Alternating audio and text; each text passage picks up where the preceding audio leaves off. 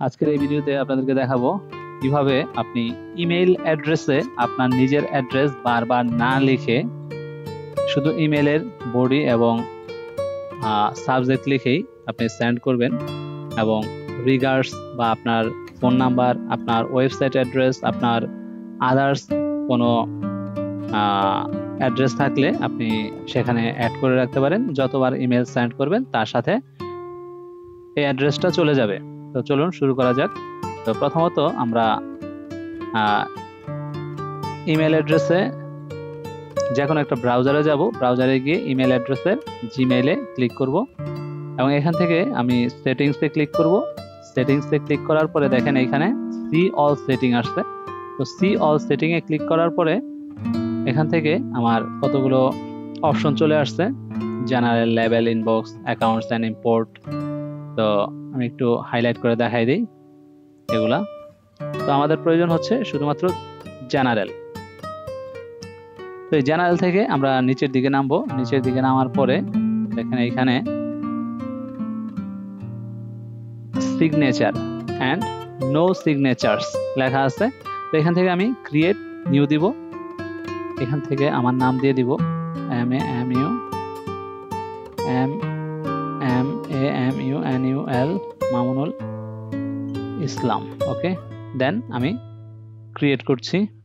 তো ক্রিয়েট করার পরে দেখেন এখানে একটা নাম চলে আসছে এবং এখানে একটা লোকেশন দিয়ে দিছে যে এখানে আমার ফুল অ্যাড্রেস লেখার জন্য। তো আমি এখানে আবার আমার নাম লিখতেছি MAMUNUL মামুনুল ইসলাম, দেন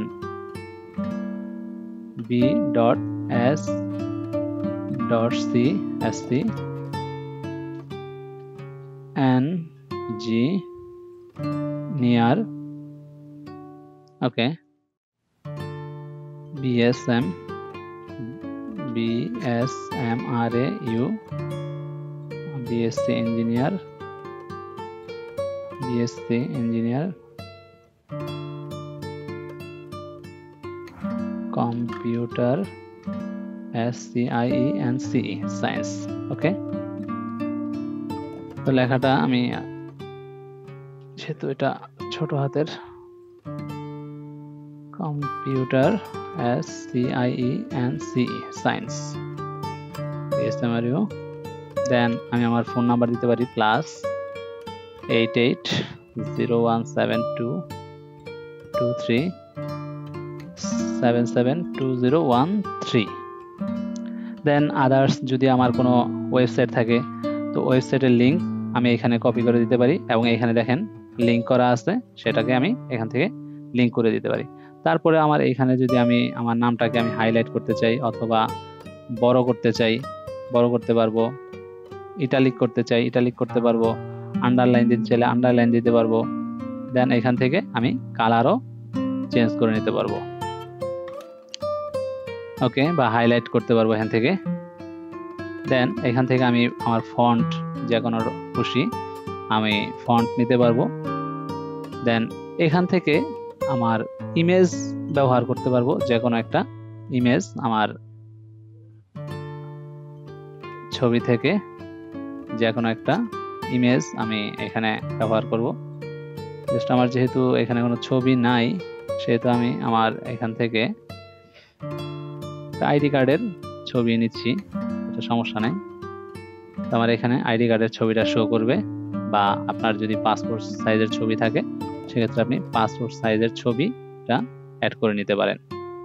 এটা অবশ্য আমার নামের পরে চলে আসছে, এটা আমি লাস্টেও দিতে পারি, এটার ফোন নাম্বারের পরে।